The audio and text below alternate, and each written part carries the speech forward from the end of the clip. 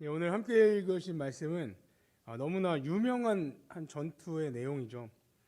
교회를 다니시는 분들이나 예수님을 믿지 않고 교회를 다니지 않더라고 할지라도 이 전쟁의 내용은 이야기는 대충은 알고 있습니다.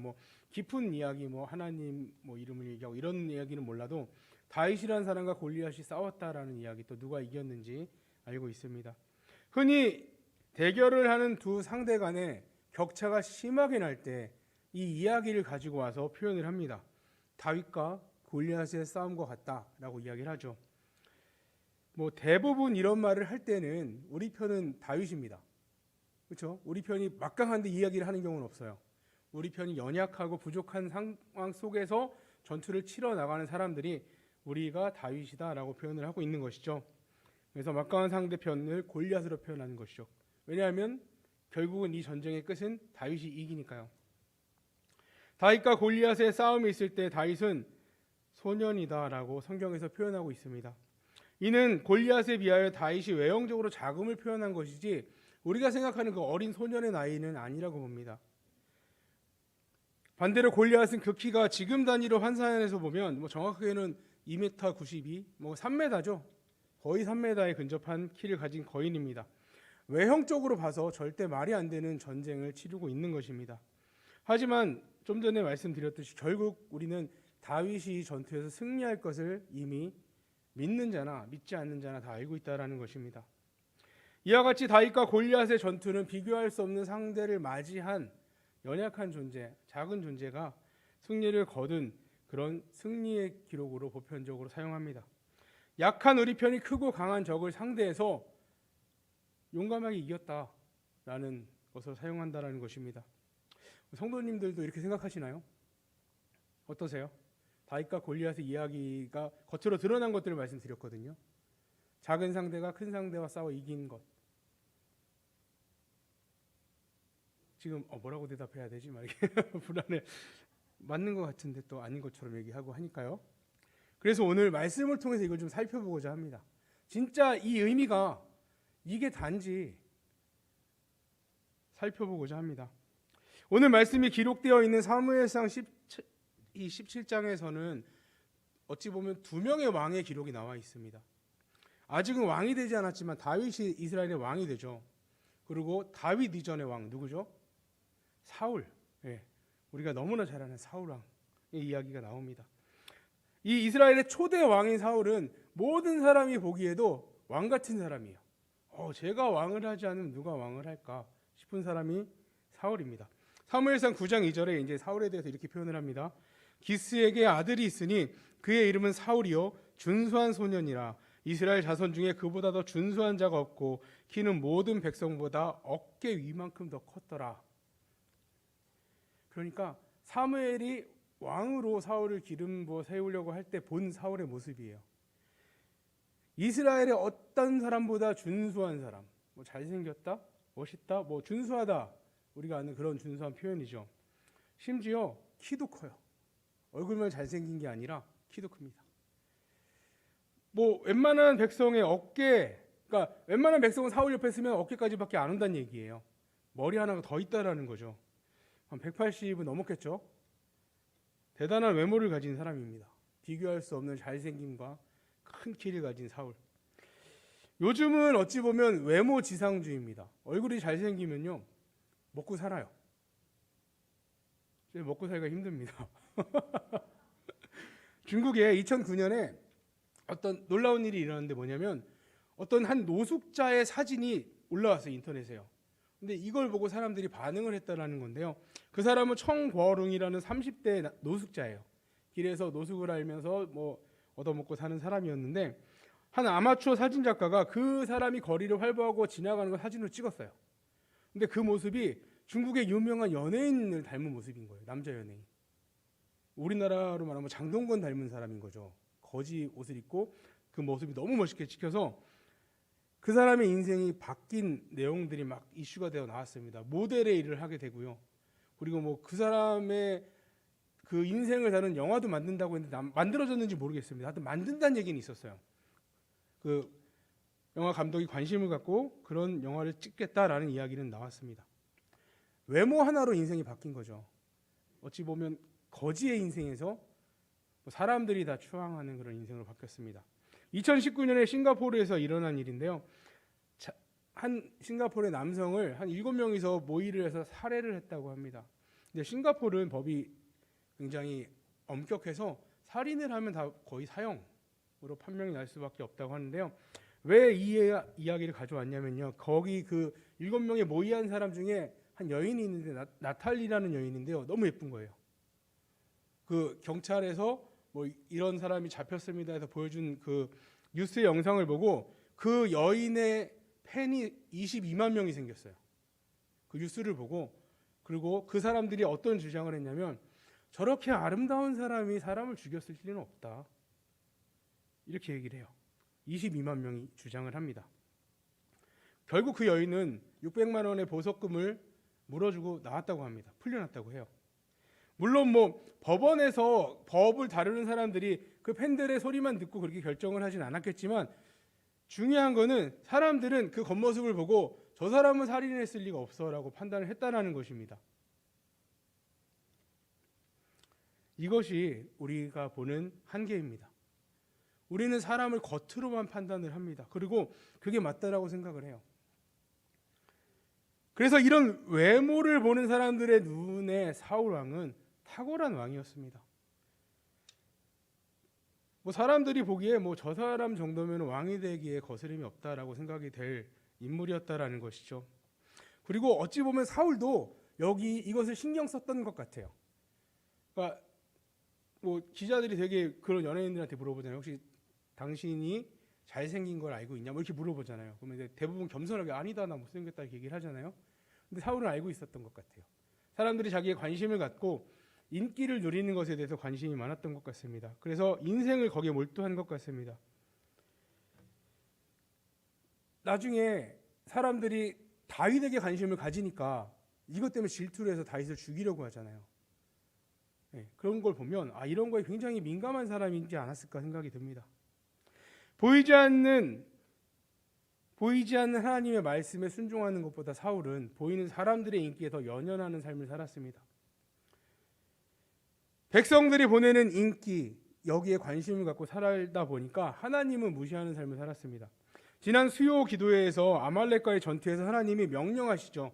아말렉의 모든 것을 진멸해버리라. 하나님께 제사를 드릴 때 태워서 드리잖아요. 그러니까 아말렉에 있는 모든 탈 수 있는 것들은 태워서 드려라라는 거거든요. 그러니까 전쟁 자체가 제사가 되는 거예요. 이게 무슨 전쟁이냐면 헤렘 전쟁이라고 부르는데요. 그러니까 이런 거예요. 전쟁을 하면은 승리한 사람들은 전리품을 나눠 갔습니다. 근데 누가 더 많이 수고를 하고 공로를 가졌느냐에 따라서 더 많이 갖고 적게 갖고 하겠죠. 근데 이 전쟁의 모든 전리품은 하나님이 가져가시는 거예요. 이 전쟁은 누가 한 거라고요? 하나님이 하셨다라는 것을 고백하는 전쟁인 거죠. 그래서 이것에 순종을 요구하셨습니다. 하나님이 전쟁을 하고 어느 것도 챙기지 말고 다 태워버려라, 죽여라. 안 타는 건 무너뜨려버려라, 부셔버려라. 이렇게 명령을 하십니다. 하나님께 드리는 전쟁, 헤렘 전쟁입니다. 근데 사울은 그렇게 하지 않았어요. 전쟁에는 분명히 승리했습니다. 승리하고 나서 전리품을 딱 보기에 좋아 보이는 것들을 챙겼어요. 그리고 좋지 않아 보이는 것들은 다 하나님 말씀대로 순종해서 철저하게 안 좋아 보이는 것들로만 없애고 태워버리고 했죠. 이거에 대해서 하나님께서 징계하십니다. 심판을 하세요. 사무엘을 보내서 왕이시여 왜 이렇게 했습니까? 물어봅니다. 사울 왕이 이렇게 얘기를 해요. 하나님께 제사를 드리기 위해서 좋은 걸 남겼습니다. 이렇게 얘기를 합니다. 정말일까요? 여러분 정말 그래 뭐 하나님 말씀에 순종 안 한 건 이해합니다. 근데 그 사울의 고백은 정말일까요? 하나님께 제사 드리기 위해서 남긴 걸까요? 아각은 왜 남겼죠? 그 왕은 왜 잡아왔을까요? 제사 드리려고 잡아왔을까요? 그 안에 들어있는 내용들을 보면 그렇지 않습니다. 사람들에게 보여주고 싶은 거예요. 내가 전쟁에서 누구랑 내가 전쟁에서 승리했는 줄 알아? 보여주고 싶은 거죠. 그러니까 하나님을 정말 하나님께 예배드리고 그 말 뭐 틀린 말은 뭐 나쁜 말은 아니죠. 하나님께 예배드리고 싶어서 남겼다라는 말이 나쁘진 않아요. 이유는 나쁘지 않은 것처럼 들려요. 근데 핵심은 그렇지 않다라는 거죠. 하나님은 다 알고 계셨습니다. 변명은 그럴듯합니다. 제사를 위해서, 하나님을 위해서. 근데 그 속은 그렇지 않다라는 것입니다. 교회에서도 이런 일이 정말 많습니다. 하나님을 위해서 한다라고 하지만 그 속을 들여다보면 그렇지 않다라는 거죠. 우리는 모릅니다. 우리는 보면 대단해 보여요. 와, 어떻게 저렇게 할 수 있지? 정말 헌신하시네. 하나님을 위해 열심히 일하시네. 하지만 그 속은 그렇지 않다라는 것입니다. 우리는 사울처럼 겉으로 드러나는 일에만 신경 쓰고 진정으로 생각해야 되는 하나님을 생각하지 않는 인생을 살아서는 안 됩니다. 결국 하나님을 무시한 사울, 무시한 거죠. 사울은 하나님께 버림받습니다. 하나님도 무시하세요. 하나님은 사울을 버리시고 바로 다음 왕인 다윗에게 기름을 부으십니다. 하나님은 버림받은 사울 때문에 슬픔에 잠겨있는 사무엘에게 기름을 채워서 이새의 집으로 가라라고 말씀하십니다. 16장 사무엘상 16장 1절에 보면 여호와께서 사무엘에게 이르시되 내가 이미 사울을 버려 이스라엘 왕이 되지 못하게 하였거늘 내가 그를 위하여 언제까지 슬퍼하겠느냐. 너는 뿔에 기름을 채워가지고 가라. 내가 너를 베들레헴 사람 이새에게로 보내리니 이는 내가 그의 아들 중에서 한 왕을 보았느니라 하시는지라. 아멘. 사무엘은 하나님의 명령대로 뿔에 기름을 채워서 이새의 집으로 갑니다. 그리고 첫눈에 들어오는 사람이 있었어요. 이새의 집에 그 사울과 같은 그런 인물이 있었던 거. 아, 이 사람이구나. 저 정도 외모면 사울의 자리를 이을 수 있겠는데 라고 봤던 사람이 엘리압이에요. 엘리압. 감탄하죠. 근데 하나님께서는 아니라고 말씀하십니다. 저 사람이 아니다. 여기 얘기를 하시죠.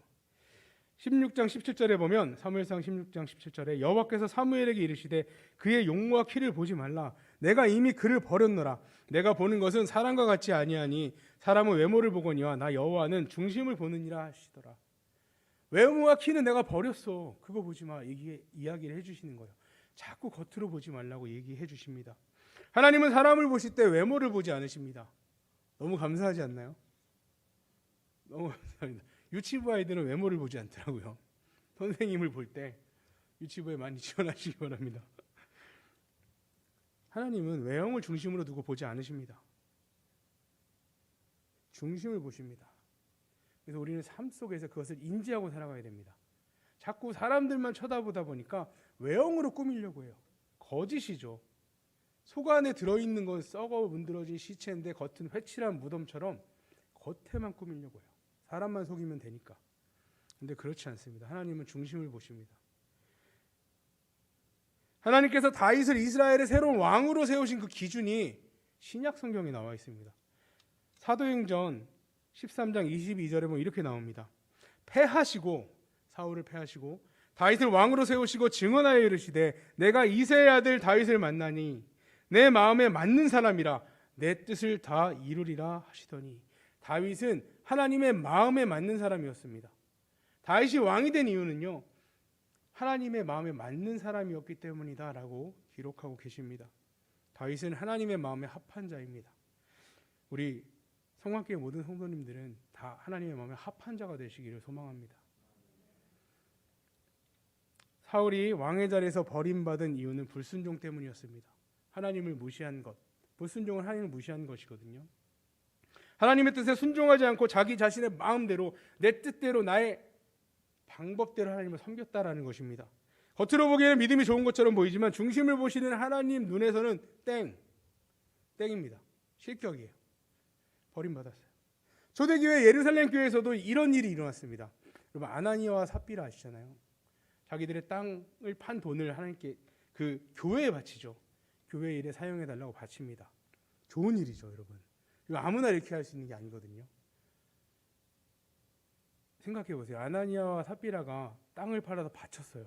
근데 아시듯이 다 안 바쳤잖아요. 일부를 바쳤어요. 근데 만약에 이들은 원하기를 사람들은 내가 다 바쳤다라고 생각하기 원했어요. 만약에 여러분이 이런 마음으로 바쳤다라면 어쨌든 뭐 좋은 마음은 아니지만 다른 사람들이 내가 바친 돈이 내가 땅을 판 돈의 전부인 거라고 생각했겠다라고 바쳤다라면 조금 바쳤을까요? 누가 봐도 저 돈은 다일 거야 라고 생각되는 정도 바치지 않았을까요? 사람은 속여야 되니까 아마 많이 바쳤을 거예요. 적은 양은 아니었을 거예요. 하지만 전부는 아니었어요. 하지만 그들은 전부를 바친 것처럼 보이기를 원했습니다. 사도행전 5장 3절에 이렇게 나와요. 베드로 사도가 얘기합니다. 베드로 사도가 이르되 아나니아야 어찌하여 사탄이 내 마음에 가득하여 내가 성령을 속이고 땅값 얼마를 감추었느냐. 이후에도 나오지만 일부를 준다고 했으면 뭐 상관없었을 텐데 전부를 바쳤다고 하면서 왜 숨겼느냐라고 이야기를 하고 있는 것입니다. 이 부부의 중심을 몰랐던 사람들은 다 생각했을 거예요. 전부를 바쳤을 거라고. 하지만 하나님은 중심을 보시기 때문에 아신다라는 것이죠. 우리도 믿음의 생활을 할 때 겉으로는 거룩해 보일 수 있습니다. 다 바친 것처럼 보일 수 있어요. 집에서는요. 우리 삶 속에서는 어떻게 하고 계세요? 정말 다 바치는 삶을 살고 계시나요? 아니면 사람들 눈만 의식해서 다 바친 것처럼 보이는 삶을 살고 계신가요?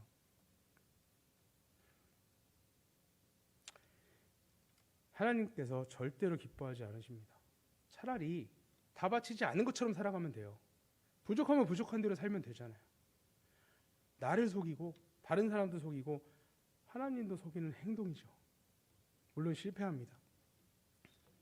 자, 이제 다시 다윗과 골리앗의 전쟁으로 돌아와서 말씀을 살펴보고자 합니다. 오늘 살펴보고자 하는 것은 다윗과 골리앗의 전투가 약한 자와 강한 자만의 대결이 아니라는 것입니다. 하나님은 그 중심까지 보시는 다윗, 하나님이 중심까지 보시는 그 다윗, 외형적으로는 맞습니다. 작은 연약한 사람과 강한 사람의 전쟁으로 보이는 게 맞습니다. 딱 보기에도 다윗은 소년, 청년, 소년이면 20대까지도 소년이라고 부르거든요. 그러니까 청년이에요. 청년, 3m의 장수 딱 서 있으면 외형적으로 보기에는 말도 안 되는 전쟁을 하고 있는 것이죠. 또 다윗은 비무장입니다. 물론 다윗은 뭘 챙기긴 했어요. 근데 전쟁터에서 보기엔 비무장이잖아요. 막대기 하나 들고 나온 걸로 보고 비웃잖아요. 골리앗이. 개 잡으러 왔냐? 이렇게 얘기를 하잖아요. 근데 골리앗은 풀무장했고요. 심지어 방패 든 사람도 앞에 하나 딱 있습니다. 뒤에는 수많은 군인들이 있겠죠. 이것은 사람들이 이렇게 이 장면을 보고 시각적으로 비교한 부분입니다. 전형적인 사람의 시각을 갖고 보면 이렇게 보이는 거죠. 또 전형적인 그 사람의 시각을 갖고 있는 사울은 다윗에게 자기의 갑옷과 투구를 권합니다.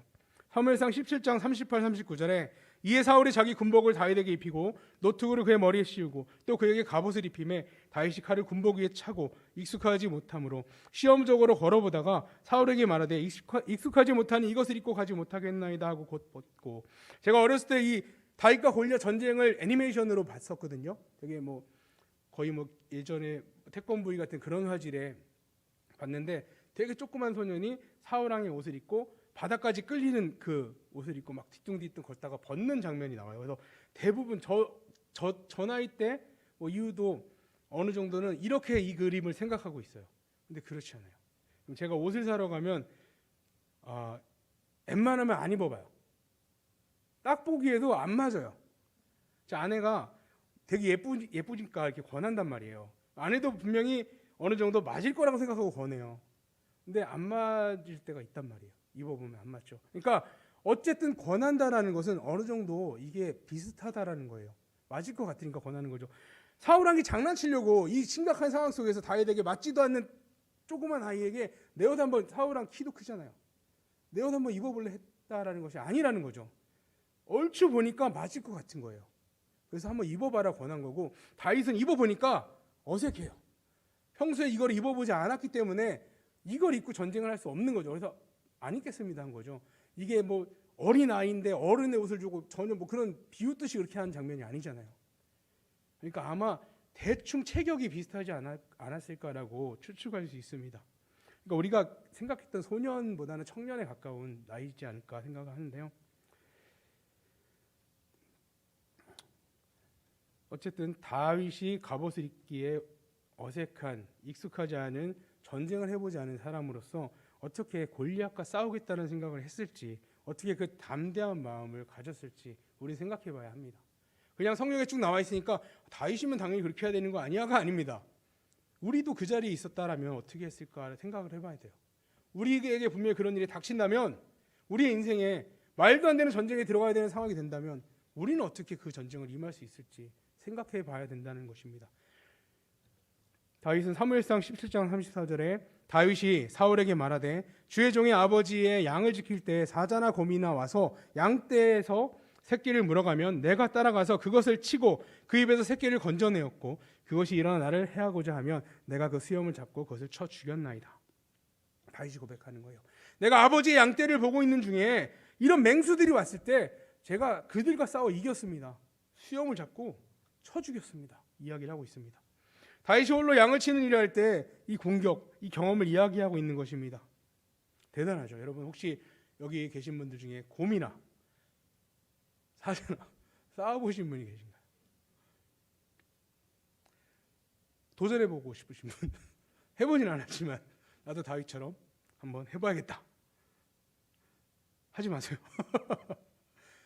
장난 아니에요. 엄청 빠르더라고요. 저는 이렇게 크니까 느릴 거라 생각했는데 영상들을 보면 진짜 빠릅니다. 나무도 막 쑥 올라가서 도망갈 데도 없어요. 죽은 척해도 안 된대요. 그 상황 속에서 승리했다라는 것을 이야기하고 있습니다. 이런 경험 때문에 다윗이 더 담대했던 건 아닙니다. 더 중요한 건요. 17장 45절에 나옵니다. 다윗이 블레셋 사람에게 이르되 너는 칼과 창과 단창으로 내게 나아오거니와 나는 만군의 여호와의 이름 곧 내가 모욕하는 이스라엘 군대 하나님의 이름으로 내게 나아가노라. 너는 칼, 창, 단창 들고 나오지 나는 하나님 들고 나가. 자, 비교해 보겠습니다. 아까는 다윗이 조그맣고 골리앗이 크고 풀무장했죠. 자, 다윗은 하나님과 나갑니다. 골리앗은 창, 단창, 군대들 나가죠. 자, 누가 더 강합니까? 누가 더 강해요? 비교돼요? 이거 비교 안 되는 전쟁이거든요. 하나님하고 뭐가 지나왔다고요? 칼, 단창, 창. 작고 큰 자의 싸움이 아니에요. 더 큰 자와 작은 자의 싸움이에요. 우리는 겉으로 보기에는 작고 큰 자의 싸움이죠. 근데 그렇지 않아요. 하나님이 함께 하셨어요. 만군의 여호와 이름으로 나왔어요. 다윗은 질 수가 없어요. 아무리 노력해도 이거는요, 질 방법이 없어요. 아이들이 친구들하고 싸우다 아빠 데리고 나왔어요. 어떻게 져요? 제가 나가서 야 뭐야 왜? 이러면 어떻게 걔가 이겨요? 상대가 이거는 저하고도 비교가 안 되죠. 하나님이랑 같이 나왔는데. 골리앗의 계산에도 없었고요. 사울왕, 이스라엘 어떤 사람의 계산도 없었습니다. 하나님과 같이 나가는 것. 어느 누구도 생각하지 않은 방법이에요. 다윗이 선택한 방법입니다. 하나님과 함께 나가. 핵폭탄과도 비교가 안 되죠. 이 전쟁은 해보나 마나입니다. 사무엘상 17장 47절에 또 여호와의 구원하심이 칼과 창에 있지 아니함을 이 무리에게 알게 하리라. 전쟁은 여호와께 속한 것인즉 그가 너희를 우리 손에 넘기시리라. 전쟁은 하나님께 속한 것입니다. 우리가 싸워야 될 것이 아니고요. 하나님께 속해 있어요. 승리하게 하시는 분이 누구라고요? 하나님이십니다. 우리가 아니에요. 이게 다윗은 전쟁의 주관자가 누구인지 정확히 알고 있었습니다. 사람들은 큰 덩치, 강력한 무기, 많은 숫자, 기세, 이게 전쟁의 승리의 방법이라고 생각을 했어요. 전략. 근데 다윗은 다 필요 없어요. 하나님. 전쟁은 하나님이 하신다. 딱 이야기했습니다. 여러분 멋지지 않나요? 여러분 문제가 있습니다. 큰 문제가 있어요. 어려워요. 근데 그 문제를 당한 사람이 야, 내가 이 문제를 해결하려면 돈이 더 있어야 되고 누가 도와야 되고 이런 생각을 한 사람이 있고 또 한 사람은 하나님이 해결해 주실 거야. 하나님에 대하면 저건 아무것도 아니야. 어떤 삶을 살고 싶으세요? 돈이 좀 더 있으시면 되겠어요? 하나님만 있으면 됩니다. 다른 건 필요 없습니다. 여호와의 구원이 칼과 창에 있지 않다는 다윗의 고백은 전쟁은 하나님께 속해 있다라는 현실이 되어 나타납니다. 이 다윗의 고백은 흔들리지 않는 믿음의 고백입니다. 만약에 그냥 우리가 형식적으로 믿음을 가진 것처럼 보이려고 하는 말이었다라면 우리 이런 말 많이 하잖아요. 믿음 있는 척. 하나님이 하시지. 기도하면 돼. 확실한 믿음이 아니었다면 그렇게 말은 해도 나가진 않았을 거예요. 뒤로 물러가면서 얘기했을 거예요. 하나님이 하셔 이렇게 하면서 앞으로 못 나갔을 겁니다. 다윗은 확실한 믿음이 있었어요. 흐지부지한 게 아니고요. 분명해요. 하나님 같이 나가면 끝이라는 믿음이 정확히 있었던 것입니다. 그리고 돌멩이를 챙겼습니다. 돌멩이를 챙겼습니다.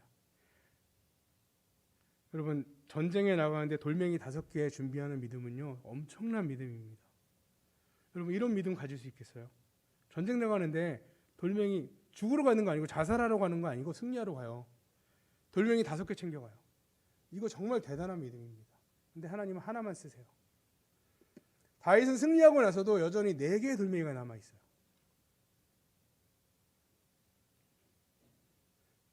우리의 믿음이 이만큼이 더 이만한 일을 이루신다는 거예요.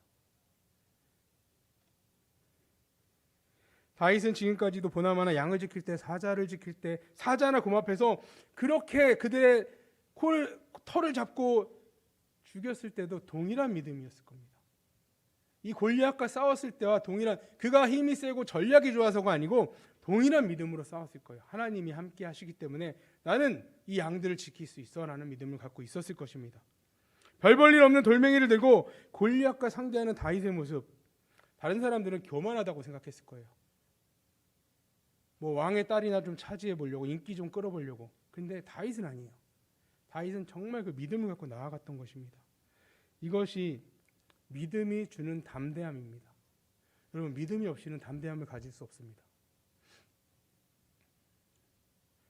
믿음이 없는 사람은 담대할 수가 없어요. 처근할 수 있습니다. 근데 결정적일 때 빠져나올 수밖에 없어요. 그리고 중요한 게 있습니다. 지금 다윗이 하려는 일은 하나님이 기뻐하시는 일이라는 겁니다. 우리 사무엘상 17장 46절에 오늘 여호와께서 너를 내 손에 넘기시리니 내가 너를 쳐서 내 목을 베고 블레셋 군대의 시체를 오늘 공중에 세워 땅의 들짐승에게 주어 온 땅으로 이스라엘의 하나님이 계신 줄을 알게 하셨고, 하나님이 계신 줄을 알게 하셨고 하나님이 기뻐하시는 일이라는 거예요. 다윗은 지금 골리앗 앞으로 나아가는 그 이유가 사울왕이 준다는 그 재물의 탐이 나서가 아니고요, 뭐 왕의 딸을 또 세금의 면제를 받기 위해서가 아니고요, 하나님이 기뻐하시는 일이기 때문에 나간 것입니다. 그러니까 다윗은 더욱 담대할 수 있었습니다. 믿음 있죠. 하나님이 기뻐하시는 일을 행하죠. 우리가 하나님께 구할 때 하나님이 기뻐하시는 일을 구해야 합니다. 그의 나라와 그의 의를 구해야 하는데 그냥 주신다라는 것만 듣고 구해서는 안 된다라는 것입니다. 우리 성도님들은 무엇을 구하고 계신가요? 하나님이 기뻐하시는 일을 구하고 계신가요? 아니면 내가 기뻐하는 일을 하나님께 해달라고 구하고 계시는 것은 아닌가요?